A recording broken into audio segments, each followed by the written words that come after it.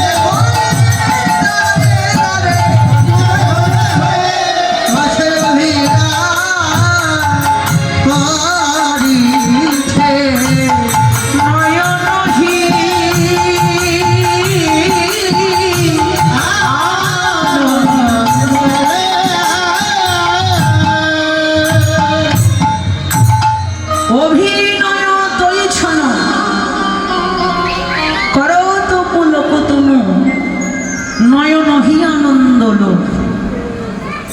চৈতন্য মহাপ্রভু কলিজীবের ভাগ্যাকাশে উদয় হয়ে কলিজীবের দ্বারে দ্বারে তিনি অভিনয় করলেন। হরে কৃষ্ণ। দেখুন তিনি যে অভিনয় করলেন, কোন অভিনয় করলেন? গৌরহরি কেমন অভিনয় করলেন? আমাদের এই জড়জগতে দেখা যায় একটা নায়ক আর একটা নায়িকা অভিনয় করে। তাহলে গৌরহরি যে অভিনয় করলেন, ওমা এই জড়জগতে যেমন একটা নায়ক একটা নায়িকা অভিনয় করে, সেই অভিনয়কে আমার প্রভু করলেন গো। বললেন জড়জগতে যেমন নায়ক নায়িকারা অভিনয় করে, সেই অভিনয় আমার প্রভু করলেন না। প্রাকৃত জগতের অভিনয় আর ভগবানের সেই অপ্রাকৃত লীলা, প্রাকৃত বস্তু আর অপ্রাকৃত বস্তুর মধ্যে তো অনেক পার্থক্য। জড়জগতের নায়ক নায়িকার মতো তিনি অভিনয় করলেন। তিনি অভিনয় করলেন কার কাছে? অভিনয় করলেন কাদের কাছে? যারা একান্ত গুরু কৃষ্ণ ভালোবাসার গুরু কৃষ্ণকে ভালোবেসে দেহ মন প্রাণ জীবন যৌবন সর্বস্ব নিবেদন করি ভগবানের চরণে যারা নিজেকে বিক্রি এনেছে, যাদের বুকে কৃষ্ণ মুখে কৃষ্ণ, যারা শ্রবণ কীর্তন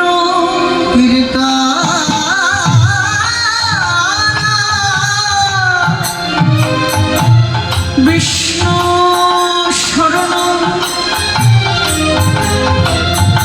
পাদ সেবন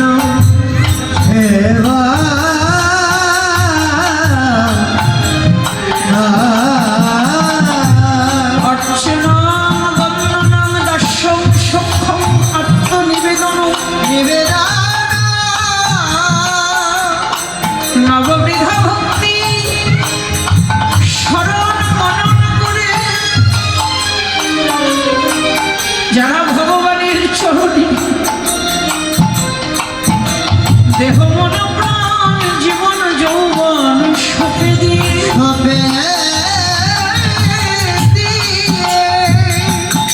যারা জনমের মতো আমার প্রভুর হয়ে গেছে,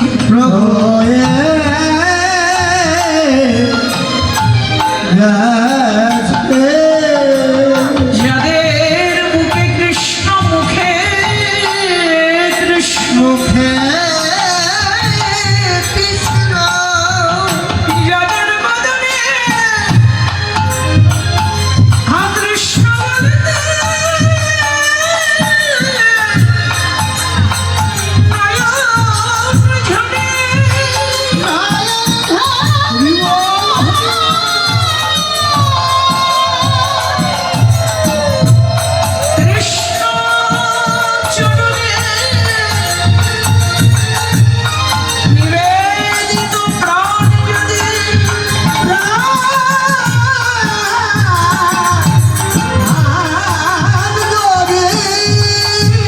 যারা কৃষ্ণ বিনাম জানে না,